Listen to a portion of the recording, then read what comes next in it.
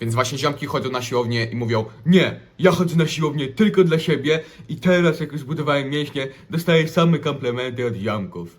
To jest pewnie dlatego, że po prostu nigdy nie rozmawiasz z dziewczynami, nie masz żadnego kontaktu z nimi i po prostu jakby nie rozmawiasz z nimi, więc nie ma totalnie nawet okazji, żeby ci powiedziały, że masz jakby git sylwetkę dla swojej laski albo dla laski, która chcesz być jak najładniejszą laskę, także ty też chcesz być jak najładniejszy. To może być naprawdę zajebiste właśnie źródło motywacji. Także jeżeli masz 2 jaja i nie jesteś gejem, to jest zajebiste źródło motywacji. Ląduje do A. Link w opisie znajdziesz moje plany treningowe. Możesz zapisać się do mnie na trening personalny. Dzięki za oglądanie, do następnego. Pozdro.